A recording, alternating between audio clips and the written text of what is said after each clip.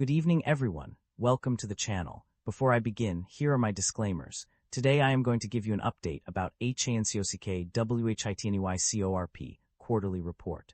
Hancock Whitney Corporation offers a wide range of financial services to its customers.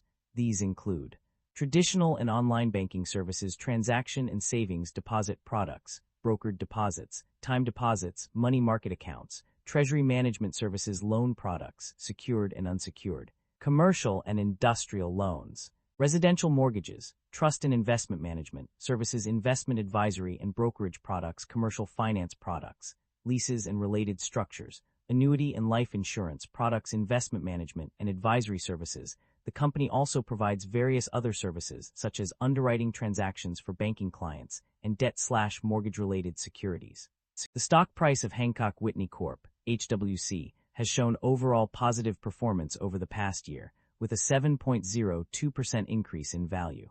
Several factors have contributed to this trend and prevented a significant decline. Consistent earnings beats, where the company exceeded analysts' estimates, have reinforced investor confidence. Regular dividend announcements and a share repurchase program have also supported the stock price. Additionally, strategic acquisitions, such as the purchase of Sabal Trust Company, are expected to enhance revenue growth and loan expansion. While the stock experienced some fluctuations, including a 9.17% decrease in November 2025, these company-specific positive news events likely provided a stabilizing effect, preventing more significant or sustained negative changes over the past year. The primary drivers of revenue growth or decline can be summarized as follows. Revenue growth is primarily driven by the acquisition of Sabal Trust Company, increase in interest income due to additional accrual days and favorable asset mix, and significant increases in various fees such as investment and annuity fees, 37% Q3 2025, trust fees, 6% Q3 2025, service charges on deposit accounts, 4% Q3 2025, and corporate underwriting fees, 13% YoY. Additionally, income from BOLI has seen a substantial increase of 29% YoY. On the other hand, revenue decline is primarily driven by net gains on sales of premises, equipment, and other assets, which have decreased by $2 million YoY, as well as secondary mortgage market operations, which have declined by 16% QoQ and 8% YoY. Other miscellaneous income has also seen a decline of 21% YoY. The neutral impact category includes changes in fair value of interest rate derivatives recognized directly in earnings, which may have a potential revenue impact, but is currently neutral. Net income and profit margins show slight improvement. The financial summary reveals a modest improvement in net income and profit margins for the company. Net income increased by $11,894, 10.3%, from $115,572 to $127,466 between 2024 and 2025. Additionally, 9-month net income rose from $338,741 to $360,501. Profit margins also showed slight changes. The net interest income margin decreased slightly from 64.1% to 63.8%, while the non-interest income margin increased from 36.9% to 37.3%. However, the operating profit margin, net income/total revenue, improved from 34.6% to 35.1%. The reasons behind these changes are not explicitly stated, but can be inferred as a result of stable credit quality and strong performance. The company's ability to maintain profitability, despite slight decreases in some margins, suggests overall stability and growth. The company's financial performance indicates a consistent generation of positive operating cash flow over the past 2 years.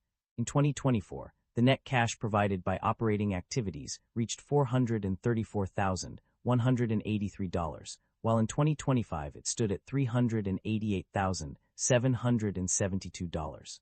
This trend suggests that the company is effectively managing its operations to produce a steady stream of cash, positioning itself for long-term financial stability and growth. The company's debt level has undergone significant changes over the past year.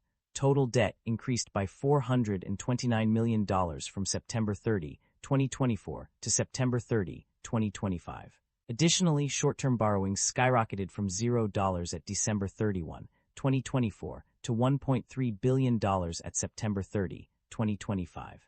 However, total short-term borrowings have also increased by $846.6 million from June 30, 2025. On the other hand, interest expenses have shown mixed results. According to page 6, total interest expense decreased by $28,428, 18.1%, from 2024 to 2025. However, pages 65 and 66 report a decrease of $90 million, 9.3%, over the same period. Furthermore, page 82 indicates that total interest expense has increased by 0.7% from $28,600 million to $28,900 million, with an average interest rate on total debt increasing significantly. If management's outlook and strategy overview, management is optimistic about the company's performance, citing improved measures such as adjusted pre-provision net revenue, adjusted revenue, and adjusted non-interest expense. The acquisition of $3 billion in assets under management and administration has expanded the company's reach.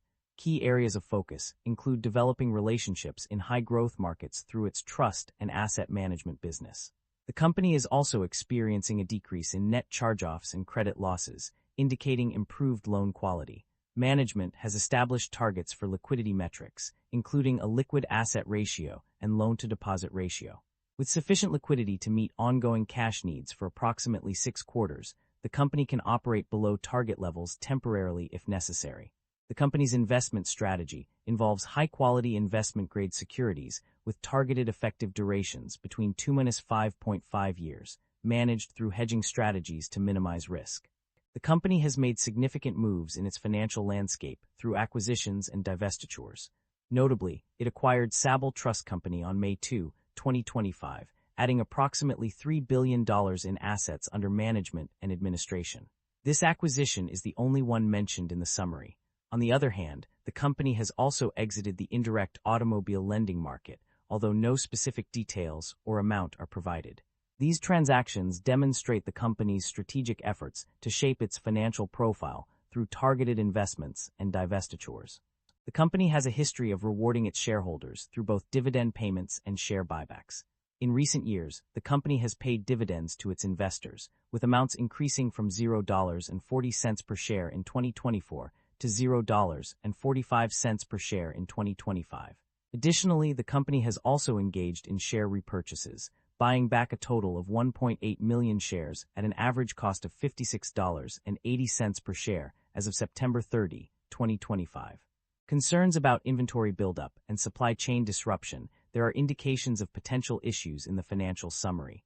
Specifically, concerns about inventory buildup are mentioned on page 24, where financing of inventory is discussed in commercial and industrial loans. Furthermore, there are also warnings about supply chain disruption. On pages 58 and 60, it is noted that reduced demand for U.S. exports has caused disruptions to supply chains, while tariffs have disrupted global growth and supply chains as well. These points suggest that the current economic situation may be vulnerable to inventory buildup and supply chain disruptions. That concludes the financial summary for HANCOCK WHITNEY CORP. Feel free to comment below, and I will be happy to answer them when possible.